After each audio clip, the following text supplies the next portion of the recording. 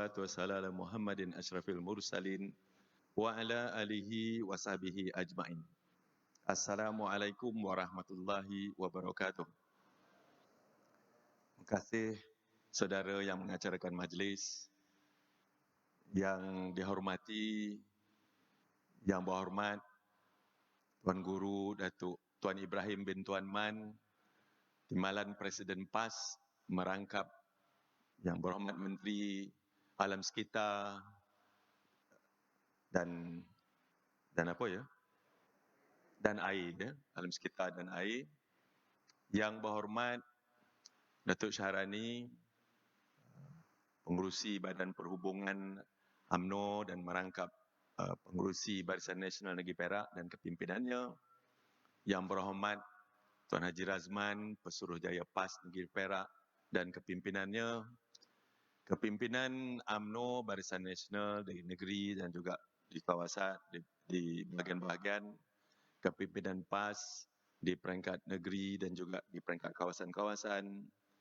Datuk-datuk, datin-datin, tuan-tuan dan puan-puan yang saya hormati sekalian.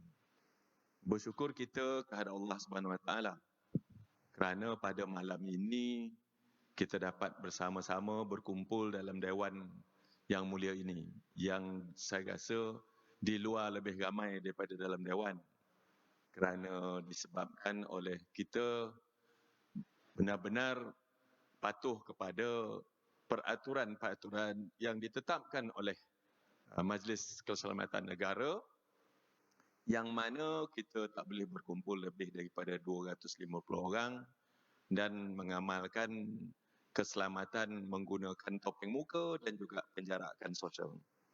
Tuan-tuan dan puan-puan sekalian, saya mengambil tempat dulu, ya, kerana kita akan mendengar nanti ulasan dan juga kupasan yang akan dibagikan oleh Yang Berhormat Tuan Ibrahim, Tuan Man, yang menjadi anggota kabinet kita yang baru. Tahniah Datuk Tuan kerana dilantik sebagai menteri. Ya, banyak tugas-tugas dia. Saya amat sukacita mengikuti temu ramah ataupun temu bual Datuk Tuan. Ada sekali itu di temu bual peranan kementerian. Banyak orang ingat Kementerian Alam Sekitar ni tak berapa penting. Tetapi dia lupa bahawa banyak musibah-musibah yang terjadi dalam negara dan di negara-negara lain kerana terlampau gairah kita nak bangunkan negara sehingga terlupa musibah daripada pembangunan tidak diambil kira. Maka itu saranan dan pandangan Yang Berhormat Datuk Tuan pada ketika itu, saya ikuti itu Tuan sampai habis.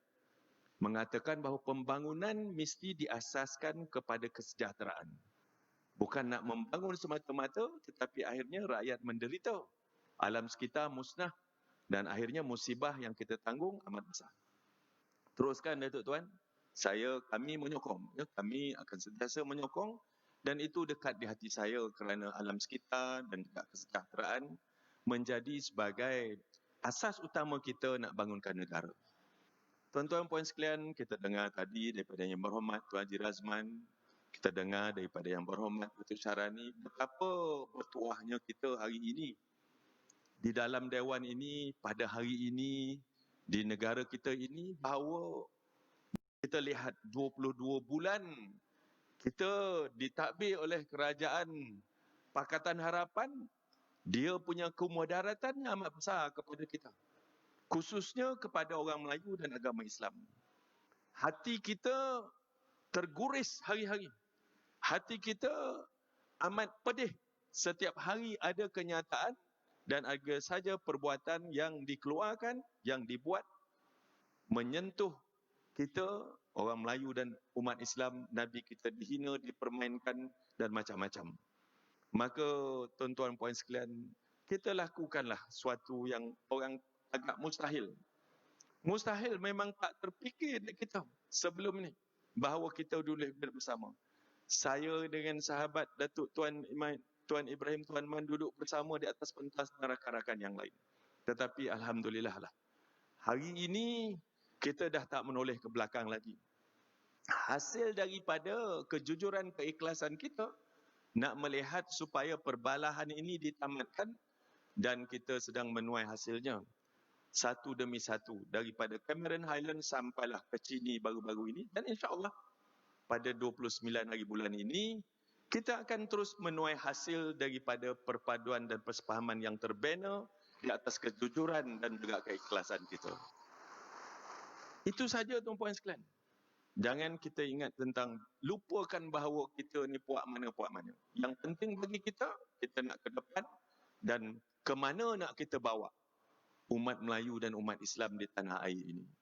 Sedangkan masa kita buat piagam tuan-puan sekalian, kita kat sini ada orang yang memandang enteng dan mudah saja, alah apa ada. Tetapi ianya dilaporkan seluruh dunia, terutamanya di dunia Islam. Terutamanya di Timur Tengah, terutamanya di negara-negara Islam tuan-puan sekalian. Dia kata, dua parti Melayu agama Islam terbesar di Malaysia hari ini telah pun berjaya duduk bersama dan menyatu padukan umat. Tetapi mereka tak berjaya. Mereka sedang rancak berperang. Mereka sedang rancak berbalah dan berbunuhan di antara satu sama lain. Satu bangsa, satu bahasa, satu agama, tetapi berbunuhan di antara satu sama lain. Kerana apa? Kerana tak boleh duduk bersama, tak boleh mereka memahami di antara satu sama lain. Tetapi syukur, alhamdulillah, kita di Malaysia malam ini kita bahagia. Hari ini kita bahagia tuan-puan sekalian. Banyak saya pergi ke negeri-negeri di utara, di pantai timur, pakcik-pakcik merasakan, menyatakan kegembiraan mereka bahawa Tok kami amat bahagia. Saya tanya dia, mengapa? Pakcik, apa pasal bergembira? Kerana tak pernah kami rasa kebahagiaan di kampung-kampung sebelum ini, Tok. Kalau dulu, kalau ada majlis di majlis di kampung-kampung ataupun di masjid-masjid, kampung terbelah dua, masjid terbelah dua. Tetapi hari ini dia katakan di atas asas penyatuan ummah dan muafakat nasional, majlis di kampung, majlis di masjid-masjid penuh dan ramai sekampung yang datang. Alhamdulillah. Maka tuan-tuan sekalian, mari kita sayangi. Mari kita sama-sama jaga. Mari kita sama-sama suburkan. Saya selalu cakap pokok muafakat nasional ini. Pokok penyatuan ummah ini sedang subur dan tumbuh dengan rindang. Kita sedang berteduh di bawah dia. InsyaAllah akan terus berbuah untuk kita sama-sama nikmati buahnya, tuan-tuan puan sekalian. Ya? Pokok ini perlu kita sama-sama jaga. Perlu sama-sama kita bajai. Perlu sama-sama kita sirami. Dan sama-sama kita suburkan agar ia akan terus subur, ia akan terus menjadi sebagai pohon yang rindang, merendangi kita, rakyat Malaysia, terutamanya orang Melayu dan juga orang-orang Islam di negara ini. Jadi jangan kita dengar cakap-cakap. Banyak ni tuan-puan sekalian. Mereka yang tak mahu melihat orang Melayu dan orang Islam bersatu padu amat risau dan amat gelisah sekarang. Kerana mereka tahu selagi umat Melayu, orang Melayu dan umat Islam bersatu, mereka tidak akan ada peluang untuk mengambil alih pentadbiran negara. Mereka berjaya pada 2014 kerana berjaya mereka mengadu domba orang Melayu dan orang Islam. Berpecah-pecah kepada berbagai-bagai puak dan parti-parti politik. Akhirnya, orang Melayu hilang kuasa mentadbir negara sendiri. Dan alhamdulillah hari ini kita dah sedar dan kita mengambil iktibar daripada perpecahan. Dan inilah dia ombak tsunami yang besar yang sedang melanda negara, yang sedang kita sama-sama mengharunginya tuan-tuan puan sekalian. Dan ini yang menghantui pihak Pakatan Harapan bahawa jika ini tidak dipecahkan, jika ombak ini tidak dikurangkan tuan-puan sekalian, mereka tidak ada peluang. Jadi mari kita sama-sama. Di alun-alun yang kecil-kecil orang tak takut masuk laut. Alun-alun bila laut berombak tuan-puan sekalian pun orang tak takut. Tetapi ombak yang akan menjadi gelombang, orang berfikir dua kali nak mengharungi lautan. Jadi mari kita alun-alun di cawangan-cawangan kita satukan dan menjadi sebagai ombak di bahagian dan kawasan. Dan ombak ini menjadi gelombang di negeri-negeri, seterusnya akan menjadi tsunami seluruh negara. Kita akan rempuk, kita akan langgar apa saja ada di depan kita demi umat, demi agama, bangsa dan tanah air kita. Jangan kita dengar cakap-cakap yang cuba nak mengadu domba Semata-mata mereka nak memecah belahkan kita. Akan ada kata-kata, akan ada segala ungkapan yang cuba mereka untuk mengadu domba kita. Itu sebabnya saya selalu dengan Datuk Tuan Ibrahim, saya katakan mari kita duduk sama-sama. Tadi kita cari tarikh, patutnya 3 bulan Datuk Tuan kata, saya ada persidangan Dewan. 7 bulan kita duduk sama-sama. Nak merancang pula kerana strategi penting. Kita ombak nak kita hala tuju ke mana? Terutamanya kita nak berhadapan dengan pilihan raya negeri Sabah. Macam mana peranan muafakat nasional? Macam mana kita perlu melalui dan menempuhi kita punya pilihan raya di negeri Sabah? Ini penting, tuan-puan sekalian. Strategi itu biarlah kami di atas ini yang menyusun atur.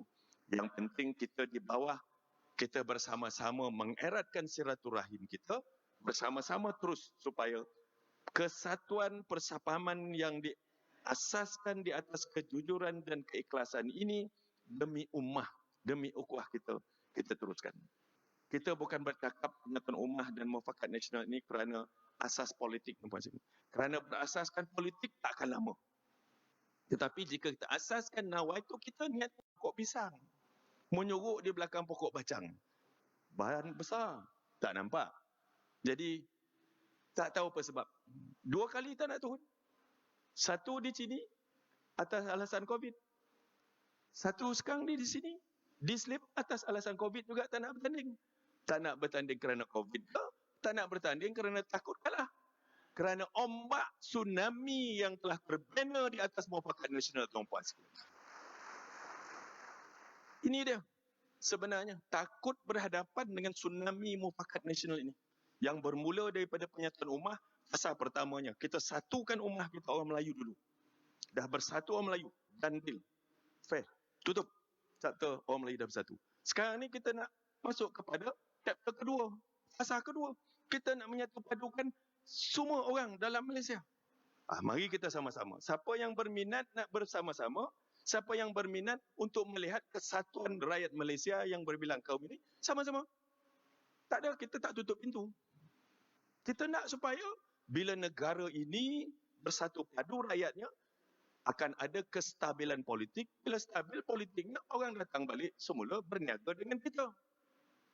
Orang tak akan datang membawa modal ke negara yang tidak stabil, tuan-puan sekalian. Orang akan lari daripada negara yang tak stabil politiknya. Kerana mereka takut modal mereka akan hilang. Tetapi jika negara kita stabil seperti dulu-dulu, orang datang berlumba-lumba ke negara kita.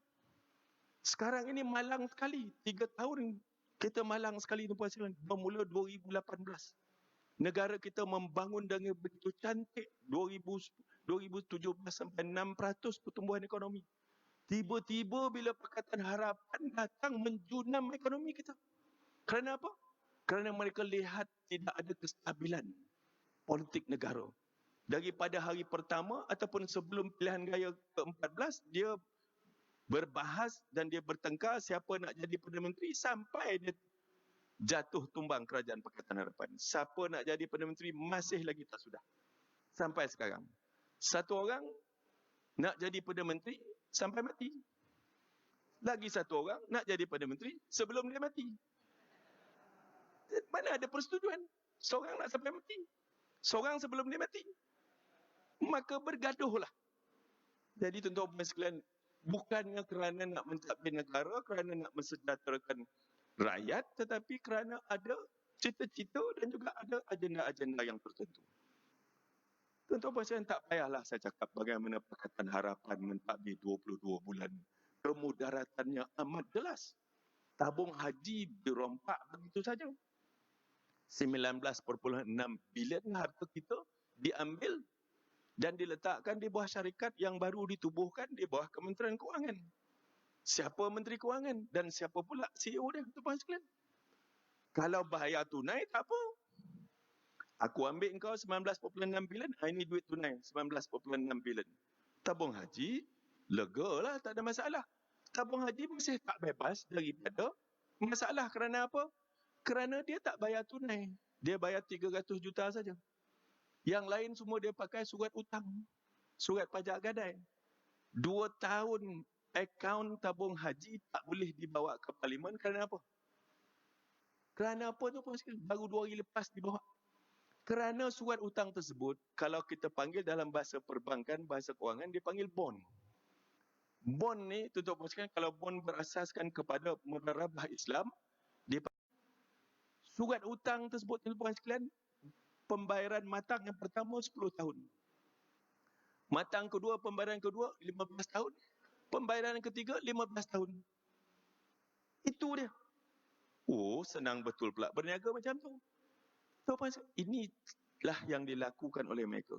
Yang kita sakit hati tuan-tuan sekalian, dia lepas tu dia ambil, sepatutnya di dalam perjanjian tabung haji mesti ada keutamaan. Orang lain tak boleh beli aset yang diambil. Harta yang diambilkan, melain tabung haji melupuskan hak dia. Ataupun kata, aku tak nak beli, engkau bagilah kat orang lain. Tak ada. Menteri Agama terus sign.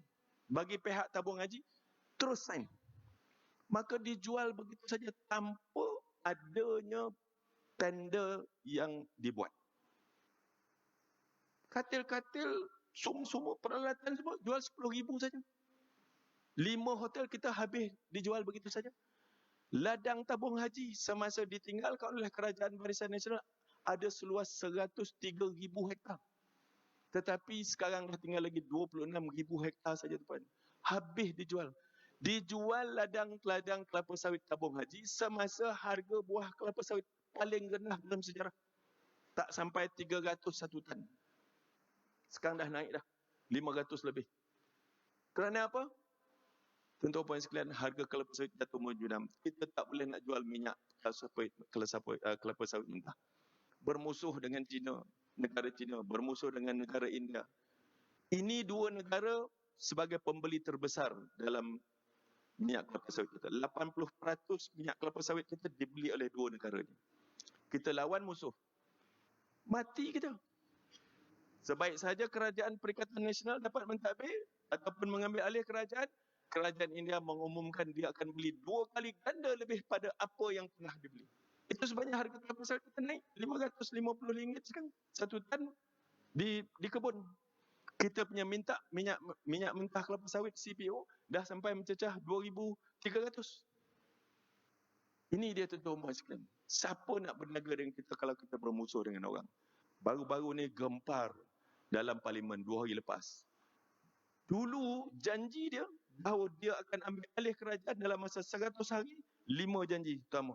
Nak perangi rasuah macam-macam. Yang kelima sekali, tidak akan ada tender, tidak akan ada pemberian kontrak secara terus. Dia mengutuk Barisan Nasional. Kami tak akan buat, semuanya akan buat secara tender, dia kata.